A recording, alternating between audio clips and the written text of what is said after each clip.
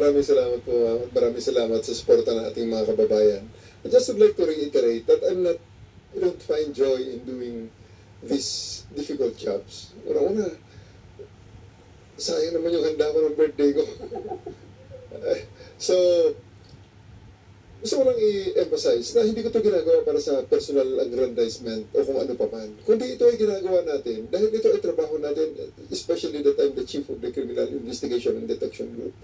This is something that has to be done para magsimula ang judicial processes na nagkataon ay dito na sa ICC, an international body, na talagang kung naghahanap sila ng neutral na internet na body para mag-decide sa mga reklamo laban kay former PRRD, ito ng ICC. Kasi ang mga tao rito ay mga foreigners. Hindi ang mga judge dito ay foreigners. Wala itong pakialam sa Pilipinas. Wala itong pakialam sa personalidad.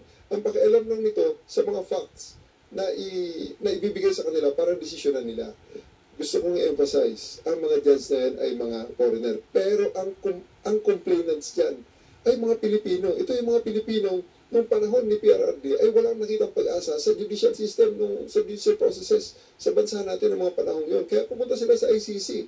Kasi nakita nga nila, sitting senator and former justice secretary nakakulong. So, ito yung mga taong walang kakayahan na lumaban at wala na nakitang pag-asa kaya pumunta sa ICC.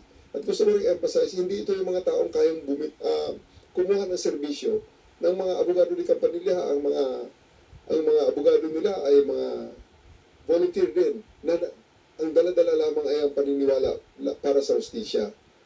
So sa ngayon, dinilan nila sa isang forum na neutral ito, si FPRRD, and the former president, I'm very sure, has the capacity to defend himself using the lawyers that he can afford, that he will get. So, I think this is fair. At sa warrant of arrest na inilabas ng ICC, magsisimula ang lahat ng iyon kung ma-take into custody si former President Duterte at madala sa kanila, ma-endorse sa kanila para they can take jurisdiction and the judicial process can start so that justice can be dispensed for all. Kung siya ay inosente, mapabilis ang pagdeklara na siya ay inosente. Kung siya ay guilty naman, mapabilis din ang pagbigay ng hatol sa kanya para mabigyan naman ng hustisya. Itong mga nagre-reklamong nagkiklaim na sila ay naging biktima ng paglabag niya sa batas.